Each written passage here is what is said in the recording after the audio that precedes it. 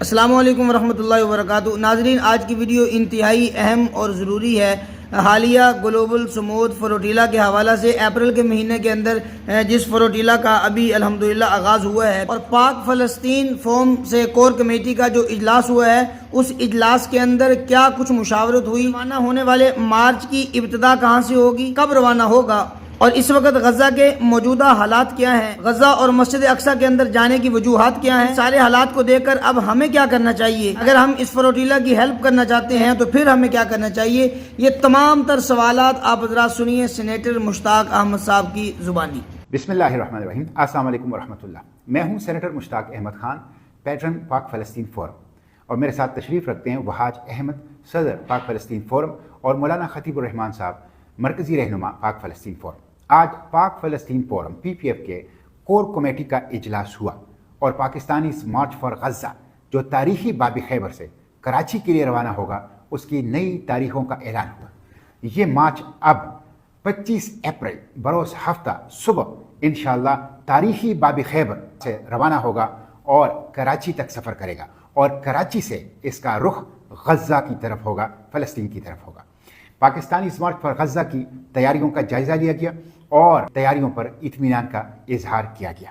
آپ لوگوں کو علم ہے کہ غزہ اسی طرح محاصرے میں ہے، غزہ میں ہنگر ہے، بھوک ہے، غزہ میں جینوسائیڈ ہے، قتل عام، نسل کشی ہے، اور غزہ میں آکوپیشن اسی طرح جاری ہے۔ فرانس سے گلوبل سموتھ فلوٹیلا غزہ کی طرف روانہ ہو چکا ہے، اور 12 اپریل سے بارسلونا اسپین سے غزہ کی طرف گلوبل سموتھ فلوٹیلا کا ایک اور حصہ روانہ ہو جائے گا، اور پھر اس کے بعد ترکی سے ایشین اور افریقن فلوٹیلا غزہ کی طرف روانہ ہونے کے لیے اپنی تاریخوں کا اعلان کرے گا۔ اس پوری کیمپین کا ہم نے حصہ بننا ہے، پاکستان نے اس میں رول ادا کرنا ہے، اس لیے کہ غزہ ابھی تک محاصرے میں ہے، وہاں بھوک ہے، وہاں ہنگر ہے، وہاں نسل کشی ہے، وہاں جینوسائیڈ ہے، وہاں آکوپیشن ہے، اور مسجد اقصی کو خطرہ ہے۔ اگرچہ 5 ہفتے کے بعد مسجد اقصی کھل گئی ہے عالمی دباؤ کے نتیجے میں، لیکن یہ مسئلے کا حل نہیں ہے۔ مسجد اقصی کے وجود کو خطرہ ہے۔ مسجد اقصی کے انہدام کے اعلانات ابھی تک اسرائیلی اتھارٹی کر رہے ہیں، وہاں تھرڈ ٹیمپل کی تعمیر کے اعلانات ابھی تک اسرائیلی اتھارٹی کر رہی ہے۔ اس لیے مسجد اقصی قبلہ اول، تیسرا حرم، رسول اللہ کی امانت اس امت کے ساتھ وہ محاصرے میں بھی ہے اور وہ خطرے میں بھی ہے، اور ہمیں اس کے لیے نکلنا ہوگا۔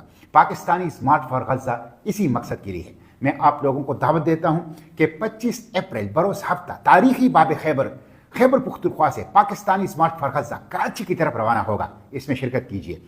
یہ لنک دیا جا رہا ہے، اس لنک پر اس پاکستانی مارچ فار غزہ میں شرکت کی رجسٹریشن کیجیے۔ یہ ٹیلی فون نمبر دیا جا رہا ہے، اس نمبر پر پاکستانی مارچ فار غزہ کو مالیات دیجیے، عطیات دیجیے، ڈونیشنز دیجیے، اور فلسطین کی آزادی، قبلہ اول کی آزادی، غزہ کو بچانے کی جو گلوبل تحریک ہے اس کا حصہ بنیے۔